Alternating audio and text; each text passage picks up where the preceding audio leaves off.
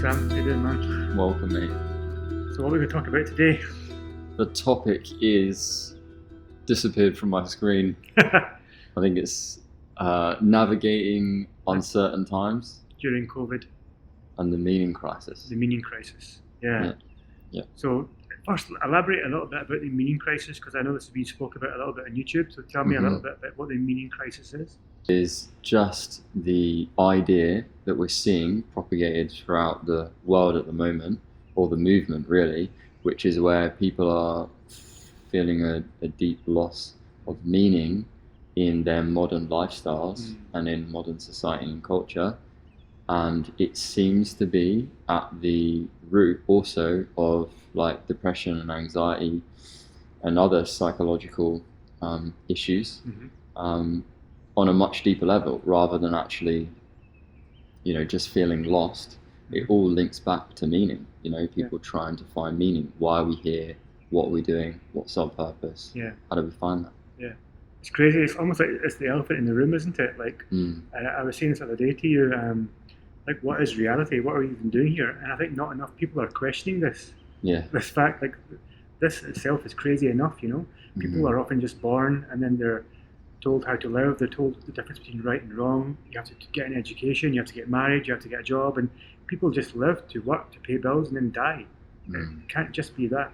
And I think this meaning crisis is related to that, related to how we're raised as children, and we're just recycling bad information from our parents, parents. It's generational, and I think psychedelics that we've both done play a big role in a reset button, and they really do remind us why we're here, what we're here to do, and they give us that sense of purpose.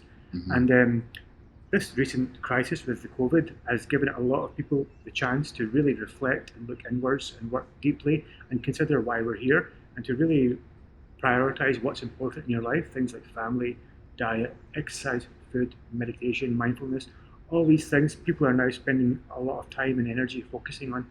And I'm sure you can talk to that, because me and you have both been trapped at home in the UK, both with our parents under very stressful times. What kind of things did you do yourself to kind of cope with the stresses of COVID?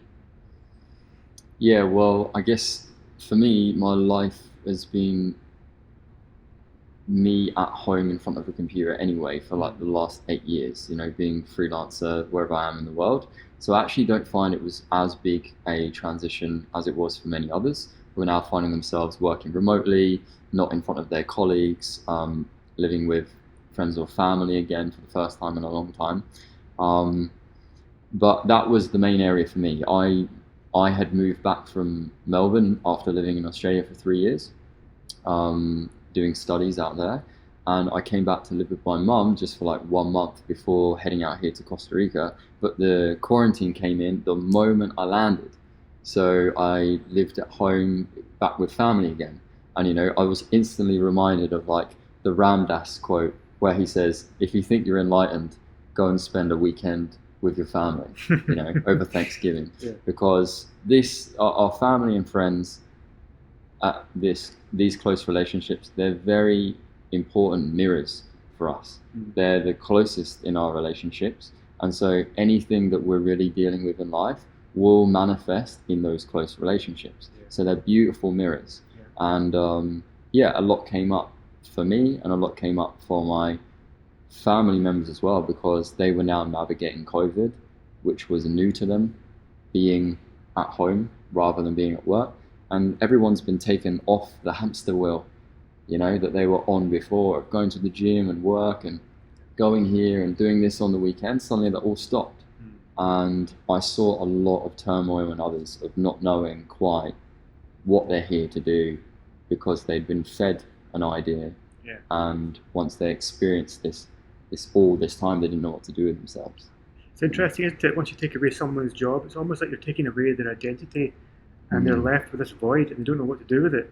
And people can get confused. They can turn to maybe alcohol or just doing the wrong things with their free time. So with you yourself, I'm guessing you are quite a mindful person. So did you have to practice mindfulness perhaps during COVID to try to fill that void, if you like, try to fill that time, or whenever there's a stressful argument or a stressful time? How did you deal with that? Yeah, well, at first, because there was so much uncertainty about like what's going on in the world, how this is going to affect my future, I actually went the opposite way. I went like fully stopped my meditation and yoga practice and started just consuming endless amounts of data to try and navigate like what the hell is going on. You know, how big is the pandemic? How many people is it really affecting? Yeah. Is it going to affect my future? All this stuff, you know. Then going down conspiracy rabbit holes, you know, seeing like, you know, did it come from here? Did it come from here? And just following it because I'm curious. I want to know, you know, what are the things. And that was not serving me. After some time, you realize that there are too many data points for us to really make up a concrete model of what's actually going on, especially if we're just looking from our mobile phones, right? So I dropped that because I saw that it was just leaving me confused and without clarity, and sort of draining my energy too, because these algorithms, these social algorithms, they are attention harvesting algorithms. There's titles and data that is trying purely to get your attention. And even at Facebook, they have psychologists that work to change algorithms to provide content to get you on there for longer. And that drains your energy. So I pivoted across. I started talking about how I was affected by this, made a couple of videos on how to actually navigate it, and really focused on creating a morning routine and a reconnection to myself, my nature, like consciousness in the mornings to set up a solid foundation so I didn't get distracted and brought into those complex internet rabbit holes. Interesting, yeah. It reminds me of the quote, you don't win or lose, you either win or you learn. And I feel like during this time, how you react to this situation will define how it affects you. So many people can sink into their holes, they can go into depression, or they can start, using alcohol or being unhealthy. And other people, like perhaps you have done, is you can harness this time and really use it as a catalyst for change, and use it as a time to look inwards and to reflect and to think deeply about why you're here, what is your purpose, and purpose is a big thing for me. I always talk about this on my podcasts and everywhere, is once you find your purpose, once you find your calling and you find that there's a meaning to your life, everything else seems to fall into place. And I think that's something that we can all take from this time, is for the first time you have this time on your hands where you can really focus inwards and meditate, try different hobbies, even get out in nature, just be more free and really reflect on what feeds your soul and do the things that you love. And even people that maybe aren't working just now, you could even look at doing the things that you love and try to monetize them and maybe turn your hobby into a pastime, into a job, and this is something that me and you're in the fortunate position where we have created these platforms, and we love what we do. I mean, we're having a conversation right now and this is our business, So we're in a very fortunate position, but many people aren't in that fortunate position. But it's a great opportunity, I think, this time to really deep dive into what makes you tick, why are you here? And it's a question that we don't ask enough. Would you agree with that? Absolutely. As you said before, a bit of an elephant in the room. Yeah. Because I guess when you think about your meaning or purpose, you think of it in relationship to the culture and to the societal background or religious background that you're connected to, and then you have family and friend influence, whereas what I feel like I've learned is that meaning or purpose is really inspired and comes from a vitalizing place of being connected to your soul, which again was a orientation which to me was new age crap until I really started to, I guess, practice meditation, yoga, and feel that. Because then I was feeling inspired to do certain things, and then by following those, doors and opportunities started to unlock, purely because I really stepped up to the unknown and said, right, I'm going to do this as a job, even though I don't know where it's going to end up. And then by doing that, suddenly everything opened up. Yeah. And I see that a lot in your perspective and in others, that by jumping into the unknown, by following our inspiration, seems to catalyze the whole meaning and purpose approach. So I guess for you, does that relate to your journey in any way? Very much. And yeah, definitely just diving into the unknown, taking risks and having good intentions make a big difference. So when I created Educate, Inspire, Change, I had no idea about online business, about social media. I just took a big risk and I sacrificed a full-time income just to focus all my energy into this. And for the first 2 years of educating Inspire Change, I didn't make a penny. Right. And there was people from all angles telling me I was crazy, saying get a real job and do all this. But in my heart, I was focused on my dream, my goal. I think that's what proved to help me to be successful compared to the rest, you know. Mm-hmm. And I think this is something that people can learn from as well, just having that drive and conviction in yourself and your own beliefs.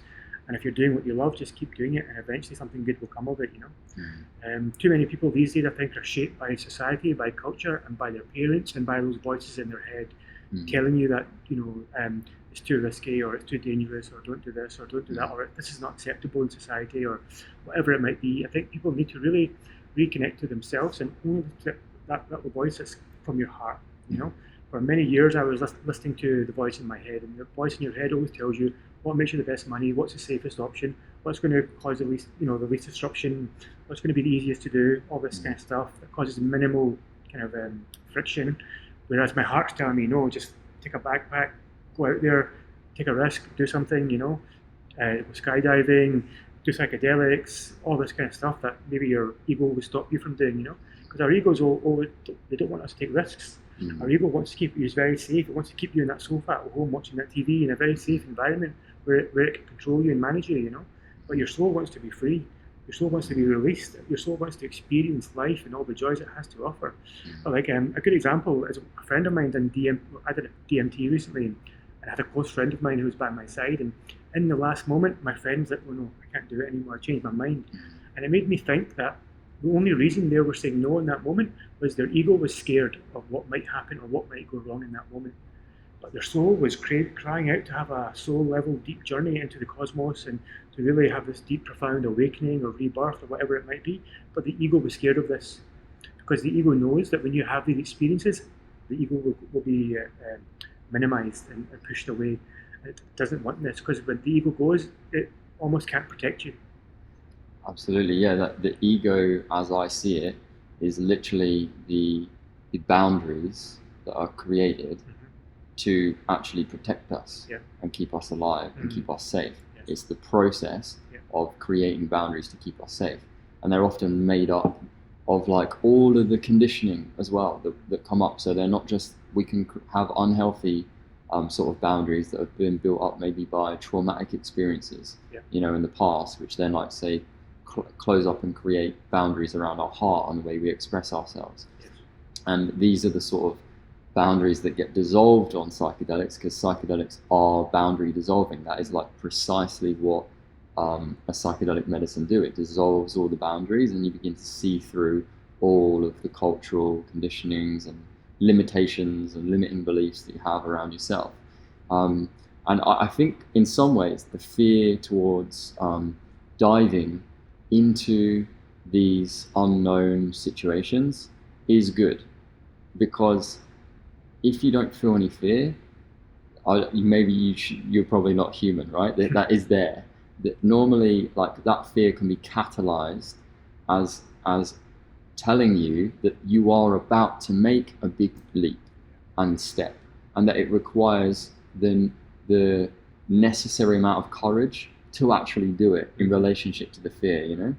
It's like, I'm pretty sure it was Brene Brown that said something like, in life there's comfort and there's growth, and you get to choose one.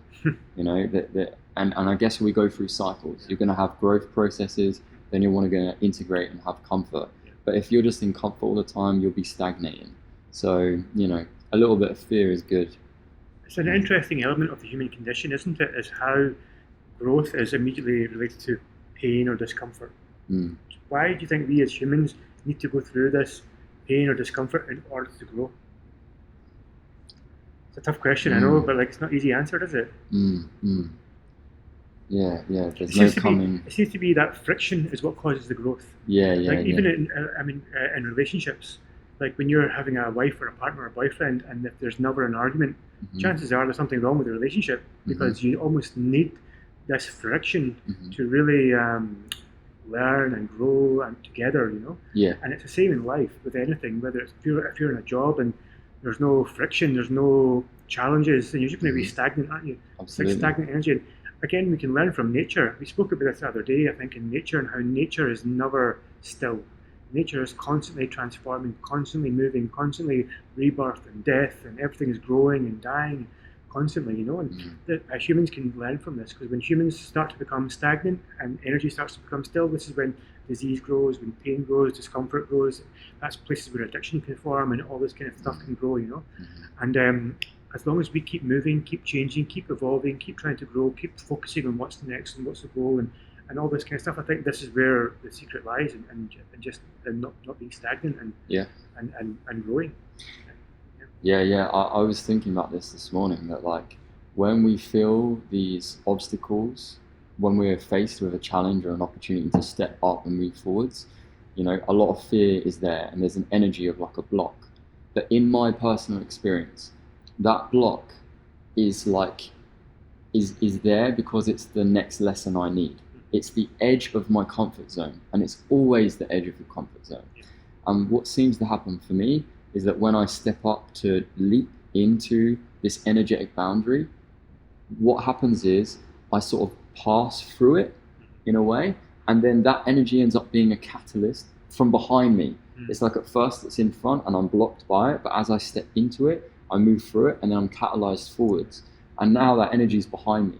And I've recognized that in like sort of stepping up to teaching at the moment, in that like when I feel like I'm offering guidance to other people, whether it's through yoga, meditation, or other stuff, it always seems to be that I'm able to translate messages that's helpful for individuals, because I've passed through the caves that they've not yet gone through, because I've like gone through these energetic boundaries that they're facing, and I've passed through the other side, so I can sort of give them the inspiration to pass through. You know, I can't take them through; they have to do that themselves. But I feel like everyone knows if someone's really done something, you know, or if they're lying, because the energy is there. It's more of a knowing, embodied energy, and so you seem to accumulate this energy by going through those boundaries.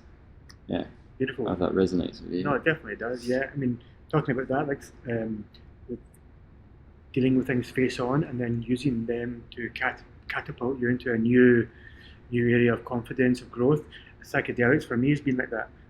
Often during psychedelics, especially the tougher plant medicines like ayahuasca or iboga, when something very difficult is in front of you, as soon as you confront it and surrender to it and go through it, the rest of the journey becomes so beautiful. But you need to do that initial hard work to get to the other end, and if you don't do it, your whole night just tends to be a little bit lost and confused and disjointed, and it really requires, it's teaching us to go towards what's difficult, to push through the pain, to face our fears. And this is another very common thing that maybe we can talk about today. Is obviously we're talking about how to navigate during uncertain times with COVID, and dealing with family stresses and work stresses and money stresses. Is a lot of the stresses that we experience and live, a lot of them come from unhealthy relationships with family in the first place, and unhealthy relationships with yourself.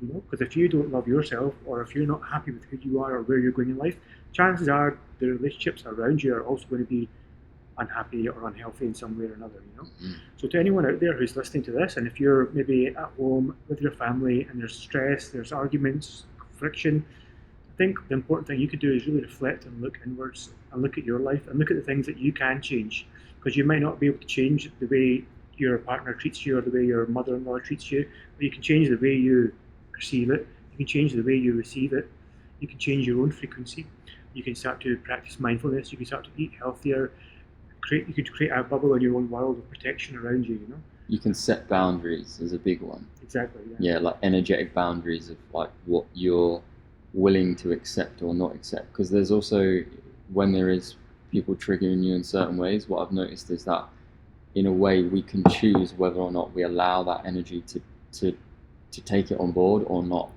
but it's a process of learning how to actually do that, you know. And part of it is, as you said before, it's surrendering to the challenge when they appear, or to the psychedelics, so that we can get in touch with the spirit and the soul rather than the ego, which keeps getting triggered all the time, you know, because it's made up of these boundaries that have formed over time to protect us.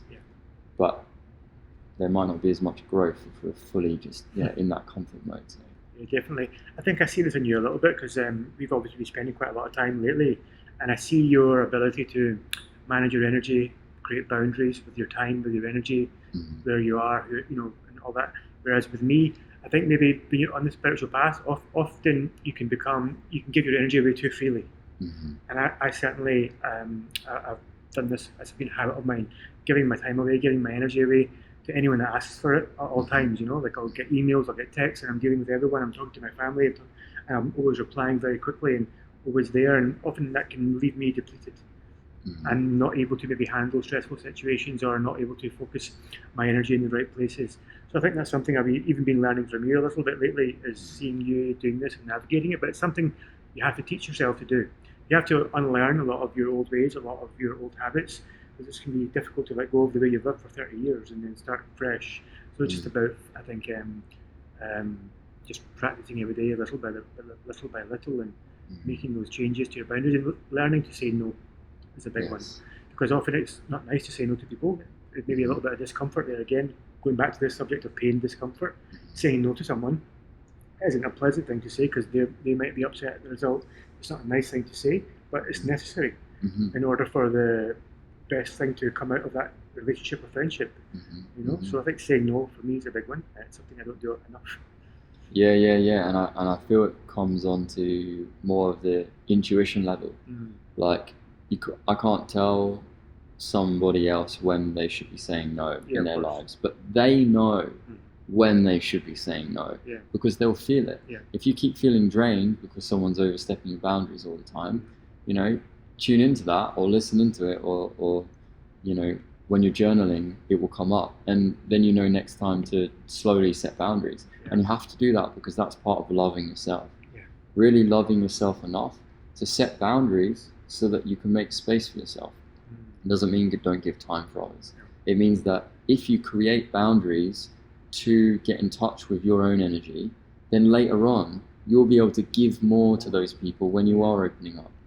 Otherwise, like at the moment, most people in the modern society, a lot of us we're just leaking energy all over the place.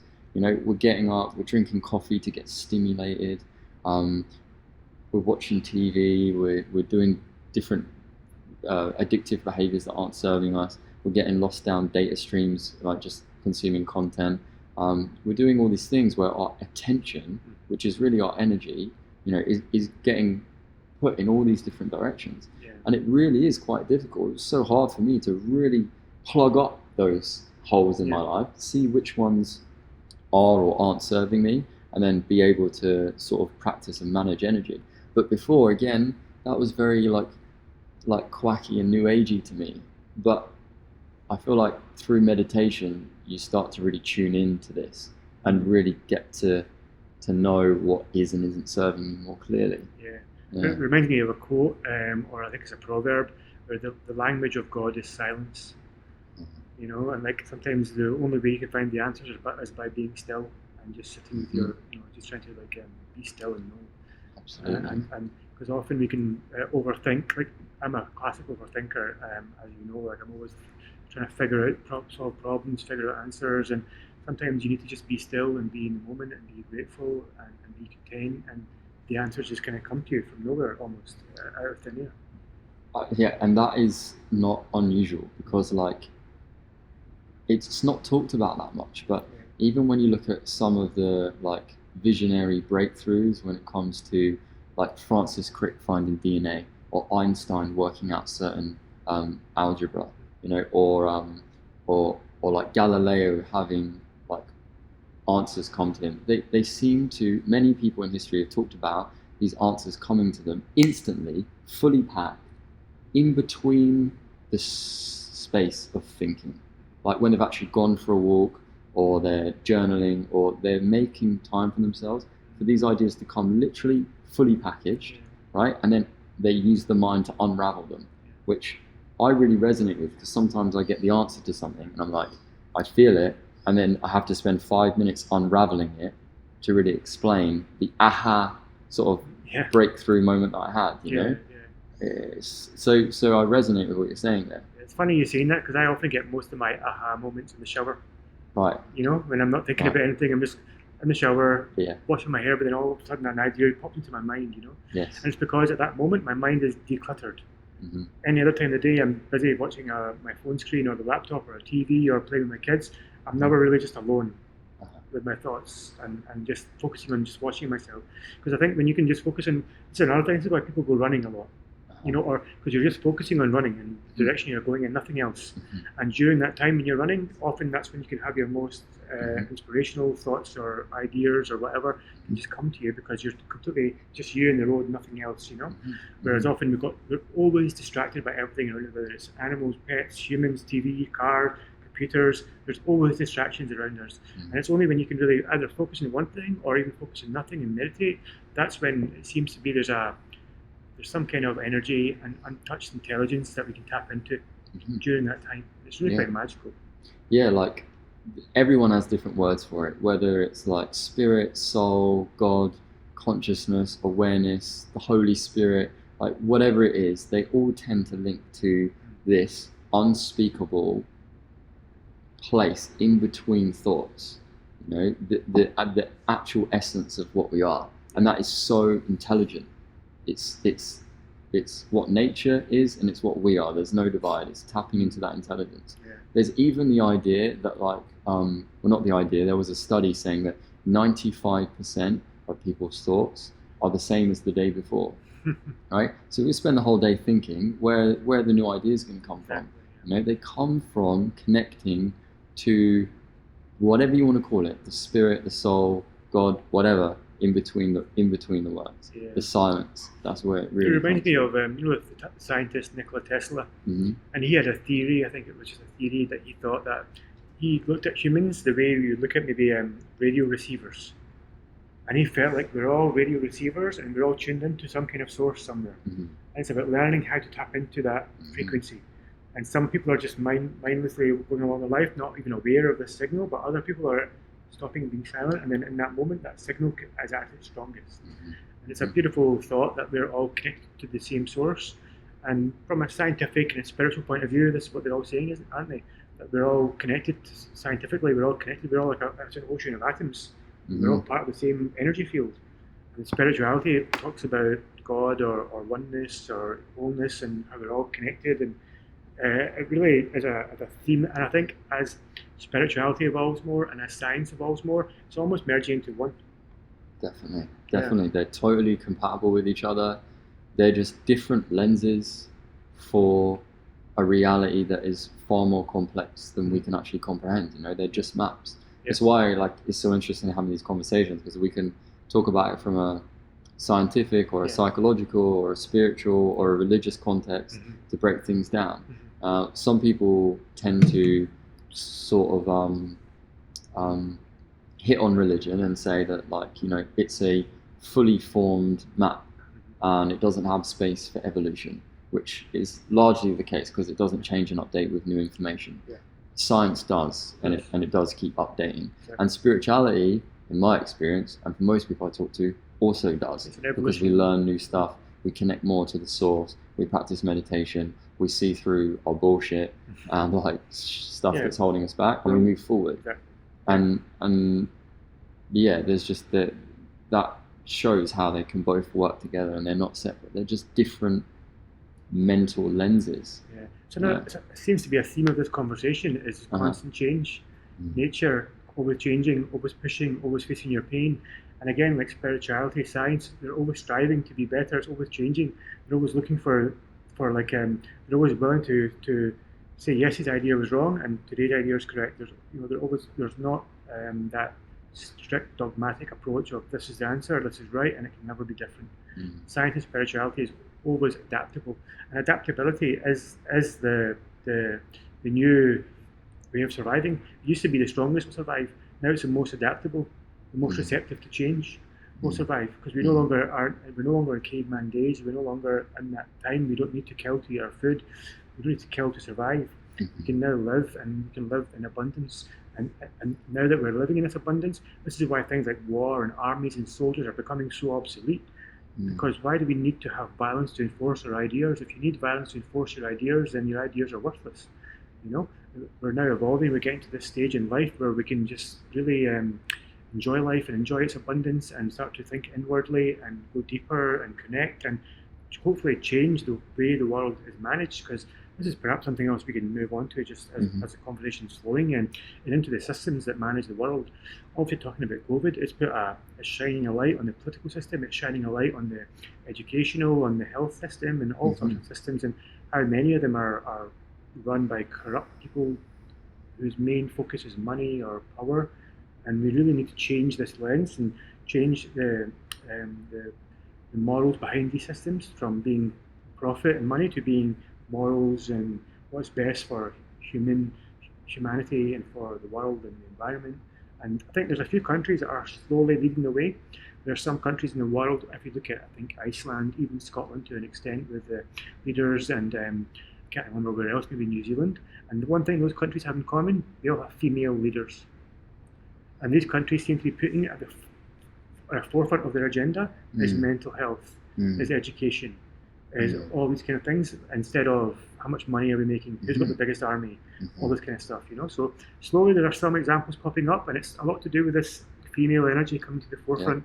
And even when I say female energy, it doesn't need to be females. It can be men that embody their feminine energy. Absolutely, yeah. I really feel that there's the primary sort of issue I see in the world is more in line with that approach of seeing that the male dominator ego has been running the show. The masculine approach of mostly men dominating all the different industries and raking in all of the resources. You can even see that with the billionaires that made hundreds of billions over COVID, didn't lose out as many other people have done. And I don't see any of those billionaires coming to the forefront and actually talking about humanity can do better, or can shift in other ways, or helping with mental health or different philosophies and ethics that we can do working together. We don't see that. And so I think you're right. We've shone a light on how the system is not working for the people in the way we think it is. Or at least it's also not supported by the kinds of people that are really serving the people, So there's an issue there. And of course, the feminine energy of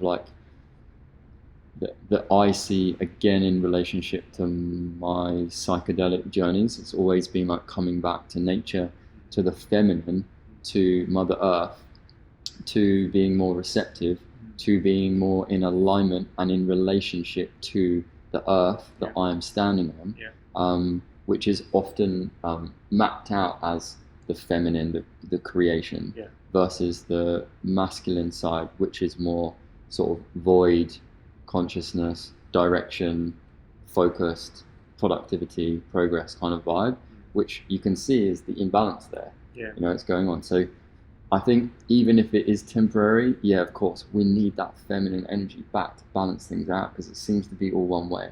The shift seems to be happening. That's definitely what we need. 100%. It leads me into something else that just, I was listening to Terence McKenna last night, as I do most nights in bed, and he came up, this is in 1992, and this guy is so far ahead of his time. He was talking about the difference with globalization and defragmentation. So he was saying that at the time, in 1972, there were 3 billionaires in America, and then in 1992, there were something like 80 billionaires. And now I'm sure there's thousands or hundreds at least of billionaires around the USA and the world. And he was saying how this is a clear agenda of globalization, and how there's just a few people at the top that are getting richer and richer, and they're getting a massive control over the entire world.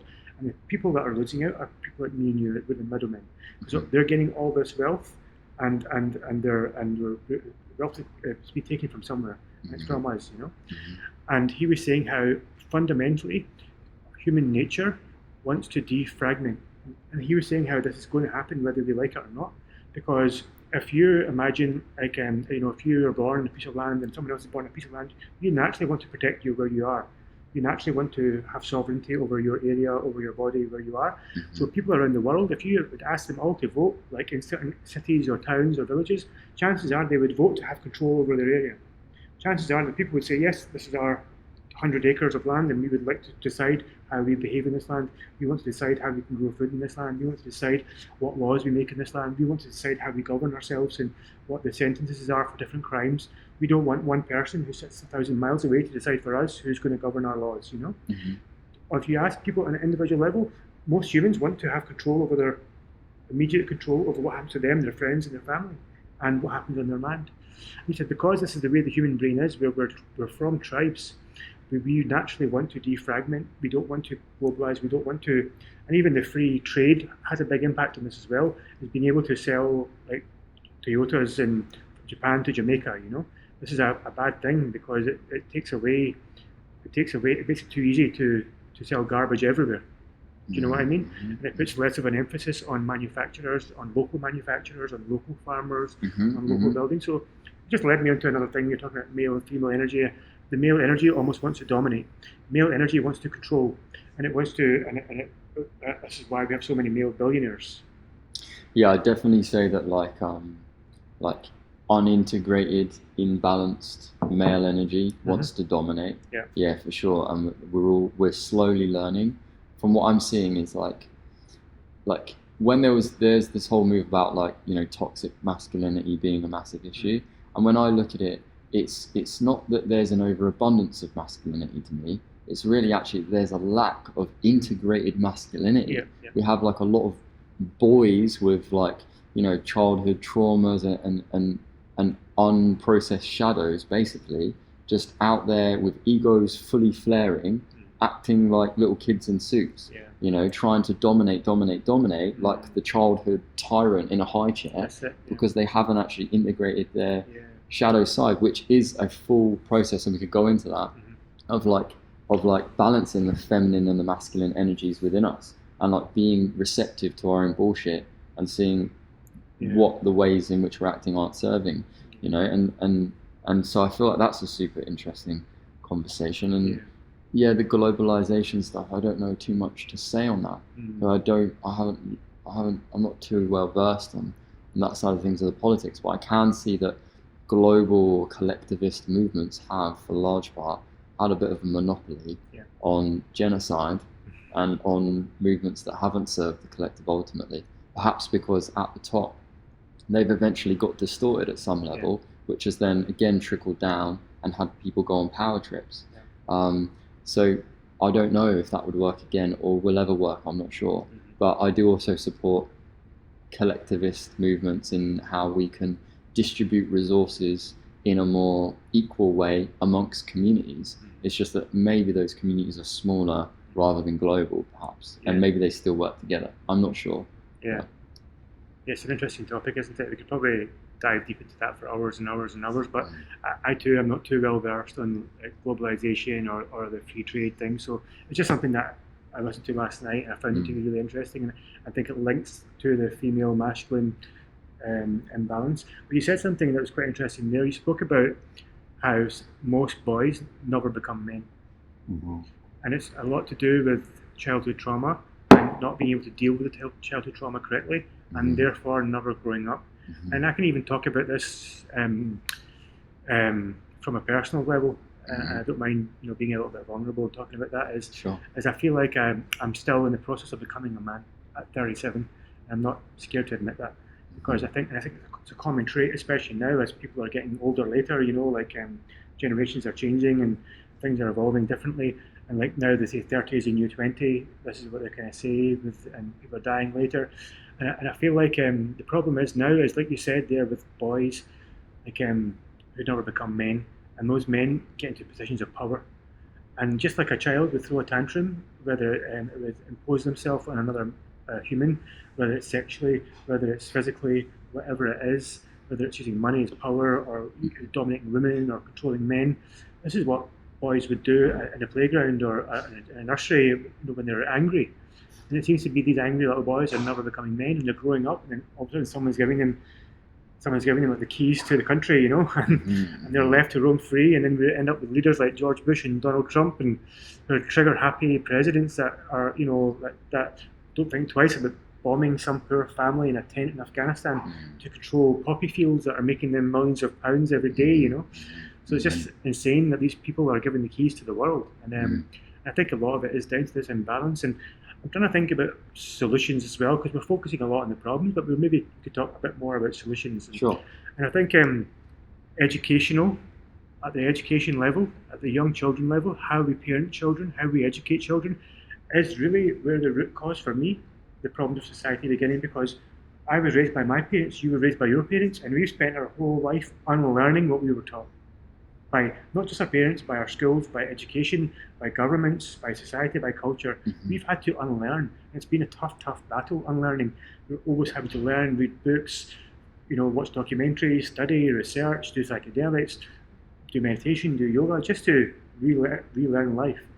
And I think my responsibility to my children now is trying to teach them the most, how can I explain, just the most positive way to live without enforcing my ways on them. I want them to be free, I want them to be sovereign, I want them to question everything, even to question me.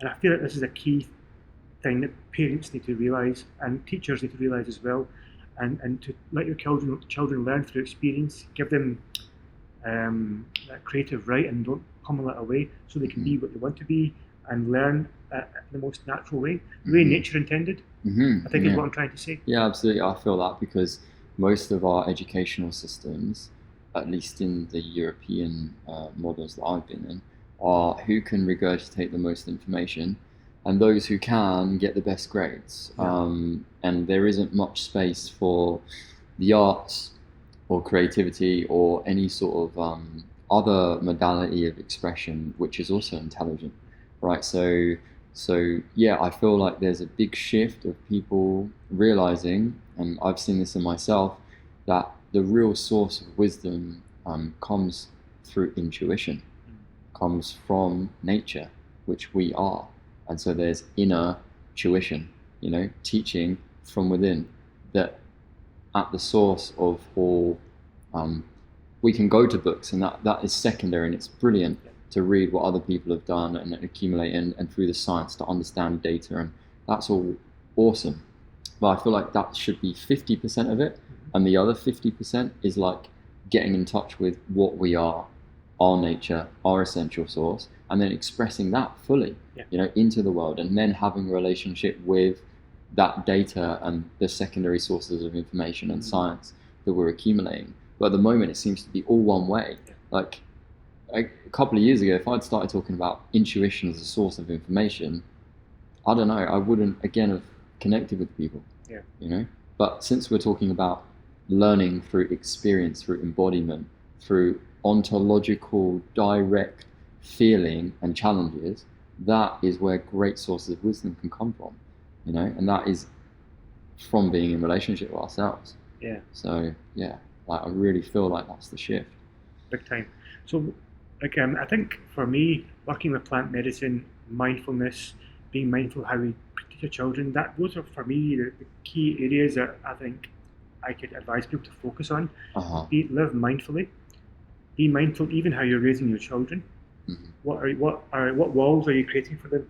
Like, for example, many walls were created for me as a child. Walls as to what food I should eat. Walls as to what I should become when I'm older. What job I should have. What kind of woman I should marry. What kind of clothes I should wear. What kind of way I should behave. These were all walls that I had to break down myself. So I think I suppose what I'm trying to say and communicate to people watching this now is, I'm sure most people watching this have children around them, or their parents, or they have some children in the family. Just be mindful how you're raising them. Be mindful what kind of messages you're sending them, and give them the freedom to really grow themselves and explore nature and be in tune with themselves. And don't force anything on them. Find out what naturally they find creative. Find out naturally what they love doing, and then nudge them in that direction. Perhaps, just encourage them, guide them. Don't push them in any way. I think that resonates with me a lot, since I have two young children just now, aged 4 and 5, and I can see that the children are our future generations, and what we do, how we treat them, will define the future of the planet. That's just common sense. But I think people don't focus enough on that. They focus more on how can we as adults now change the world. We only have a limited time to work with. We've only got 20 or 30 years left when we're young and physical and capable, But if we focus a lot of our energy on our children, they've got another 50, 60, 70 years ahead of them where they can really bring about real change, And for me, psychedelics were a great catalyst for me, and helping me reconnect to my soul, and then also through healing me, those psychedelics are healing my children and my children's children. I think that's a beautiful, beautiful thing to say, you know. So I think, yeah, the ultimate message I'm getting from this is the children are our future, and we really need to, and how we live is going to define how they live, you know. And then we can't regurgitate old bad methods that are broken. We need to give them the ability to rise up and create new systems. Yeah, so I don't have children, but I do feel like I'm seeing that there's a responsibility arising in myself to sort of turn my back on these old models Yes. of education, of society, of civilization that aren't serving that betterment of humanity. And I guess that involves, yeah, as you're doing, taking kids out and moving them to an alternative school, which is happening in Costa Rica, which is more of like a Steiner approach, more natural, more intuitive, more letting the kids grow by themselves and giving them support. I really feel like that. And I feel like as adults, we can also do that to ourselves. We can learn, there's a whole process of reparenting ourselves, which I've not gone too deeply in, but it's very much about learning how to make space in our lives for that natural intuition and curiosity to return. Because we talk about how like there's this thing we heard a few days ago in our conversations, a piece of data that said that children ask roughly 85 to 90 questions a day, whereas adults upwards of age 60 ask 5. And so it seems to some degree, or to a lot, the curiosity has got lost there, that childlike curiosity of just being playful and seeing, you know, what might be different from what I know could come back. As I think as adults we can make, or we should make space for this in our day to reflect and be curious and open up and make space, not to do anything specifically, but to have non-specific time for creativity to emerge again. Yeah, beautiful. It reminds me of another quote or proverb that I've heard when it says, when children arrive, it's time for us to not teach them our old ways, but to learn from them. Definitely. Children can teach us just by watching a child play and how curious they are, how much they love everyone equally, how much there's no, like for example, no child is born a racist. So that's one big thing all adults can learn from straight away. Do you understand? Racism is taught by adults to children. They're completely non-judgmental, completely innocent, completely in awe at everything, nature, at whatever they see, books and programs. They're just completely in awe, and they soak in every moment with intense amazement and awe. And that's why when we were children, I mean, I remember when I was a child how long a summer felt, you know, like it was like maybe 2 or 3 months, but it felt like a year in the child's world, you know, because every morning, every day, you're waking up with enthusiasm and excitement and gratitude and love, and you're feeling your emotions. Some days you're crying, some days you're laughing. You're just experiencing life for what it's meant to be. And then slowly as you grow up, things happen, people mistreat you, you see people mistreat each other, you see people harming, you see abuse, and you start to lose a bit of faith in humanity. And then you start to realize that, oh, you have to lie to get your way, or you have to lie to defend yourself, or your ego starts to protect you in many ways. Your ego starts to come in and says, oh, if I do this, I get this, or if I do this, I get that. And it's no longer that innocent child anymore. It becomes this maybe manipulative person that has to duck and dive to get their way, to get far in life. You need to be ruthless, you need to be really driven, you need to be really focused, you need to be really competitive, and slowly this masculine energy takes over. And this is like a trait that we all have probably been through in our lives, you know. And I think it's about just keeping that childlike innocence and just maintaining that awe of life every day. And like even we're now in Costa Rica, and even going out, and the amount of times me and you will just sit and stare at ants and just stare at a leaf and smell a flower, things that we never done back home or didn't do very often, you know. And I think it's going back to that childlike innocence that's really the key to enjoying life and embracing life. Yeah, man. I really feel that. There's even, I'm brought to think of the Zen or the Buddhist approach of like they saying beginner's mind is necessary. That like if we have a mind that's all about professional, we know everything, then the cup's full, you know, there's no more space. Yeah. But if you turn up with beginner's mind of not knowing, then you're able to actually learn new things because you're coming with an empty cup kind of thing. And of course, how could we possibly know what is going to happen next?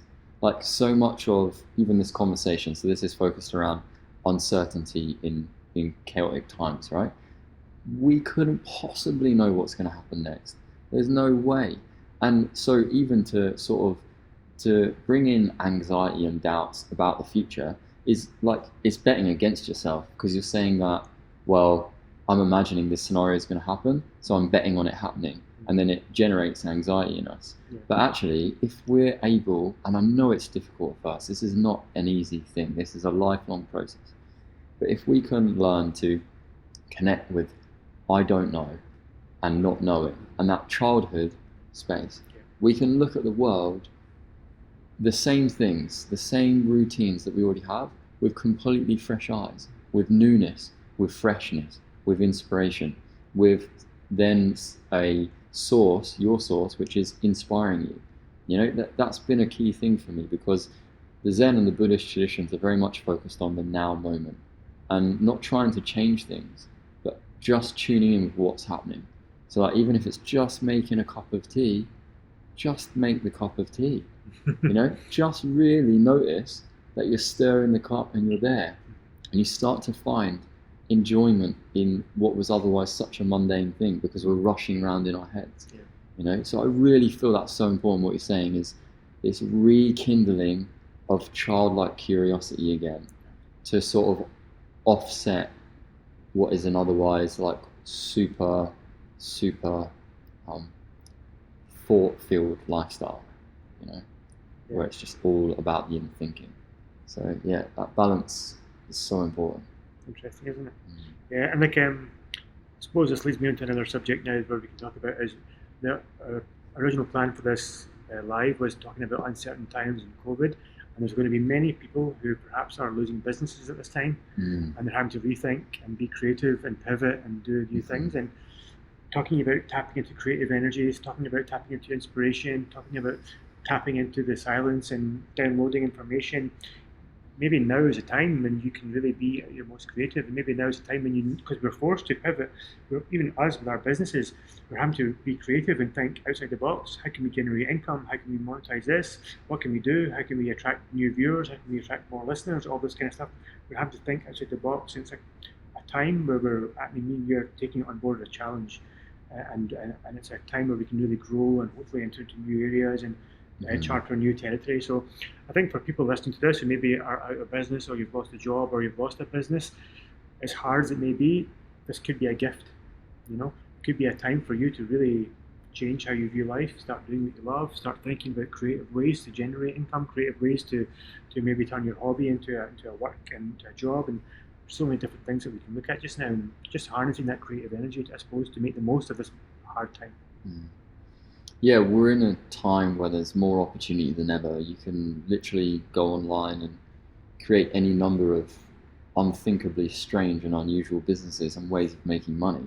You know, we're seeing it all the time at the moment. And yeah, like, it would be necessary. I think quarantine and being on furlough really is giving people an opportunity to reflect and maybe see, those things that aren't serving them, or those passions and hobbies and inspirations they had as a child, then they have a space to sort of reopen time for that. But I imagine it's also so difficult because of financial issues and so on. So it is such a strange one, but it can be shifted to. Yeah, it's a strange one, but I mean, if you own one of these, like, you're connected to the world. Do you understand? And I do feel like with this is the new age of the internet. Yeah. We're really living in it in the moment, and maybe we can't appreciate just how powerful this is, but literally anyone with a phone, anyone with access to Wi-Fi or the internet, you can really create anything you want to do. Educate, Inspire, Change was once just a Facebook page created on a platform, and everyone has the same access, the same ability to create a business. I know I follow a entrepreneurial kind of motivational speaker called Gary Vaynerchuk, and he's a great source of inspiration to me when it comes to work, when I'm always looking for inspiration as to, or even motivation, if you like, when I wanted to work. Maybe I'm getting a bit lazy, and I listen to his videos, and he really inspires me, and he reminds me that anyone can do anything with the power of a phone. I mean, he does a lot of buying and selling. He'll literally walk up to the nearest garage sale. He'll buy these cheap, old-fashioned like things that were maybe big in the 80s and 70s. He'll find a market for them online and sell them at 20 times the price online. He said anyone can do this. You can do it online. You can even go on eBay. You can go. There's so many ways to be creative. Is what I'm trying to say. Using the internet, you can create content. You can make a video. You can put it online at almost zero cost. You can just really get yourself out there. If you have a talent or a skill, you could film it. You can put it out there. You can send it to everywhere you want. There's just so many ways now where we can be creative, where we can harness our skills, whether it's buying or selling, whatever it might be, that you can do to make money. So I would just say to people to check out Gary Vaynerchuk. There's even, I think a couple of years ago, he put a challenge to people where he said, I challenge anyone that can go out there and they can make like $100 in a day.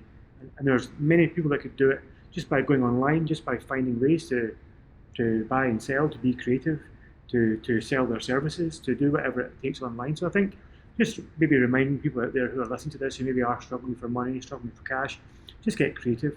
There are people out there like Gary Vaynerchuk that can give you really good advice and support as to how to maybe generate that little bit of income, how to be creative with whatever limited tools or limited abilities that you have. Did any of that hit home with you or resonate with you? Yeah. I resonate with it. I'm also hyper aware that there are a lot of people that, you know, they don't want to sort of do anything just to make cash sort of thing. So I'm super interested in like the combination of this whole conversation around like, of course, using this time to like be open to reflect on what is and isn't serving, and then also recognize that like whatever your unique talents are, you can make a business out of it for sure. That's huge. Like you could definitely go online and hustle and do this kind of thing, and that's awesome when people do that. And I'm also interested in how like I'm seeing so many people turn their very specific niche skill set or healing or just unique area into an actual business, because that's also what's needed right now. That's really what the medicine is, I think, of like people being so radically authentic that like the way in which they are fully expressing themselves is also their job. And I think that is an opportunity, and there's a space for everyone in that realm too, you know. And I feel that's something I'm moving into, but it's early days. Yeah, definitely. It's been an interesting conversation, Sam. We've spoke about a hell of a lot. We've been through a whole plethora of things, and we're coming up to an hour now. You can follow my podcast, Educate Spark Change, are available on iTunes, Spotify, SoundCloud. I'd also love to hear your messages directly, so please feel free to contact us at the page. Sam's also on Instagram. Do you want to give your Instagram handle? Instagram is Wizard of Zen. And my Instagram is Conscious Cash. Thanks a lot for tuning in, and we'll speak to you guys soon.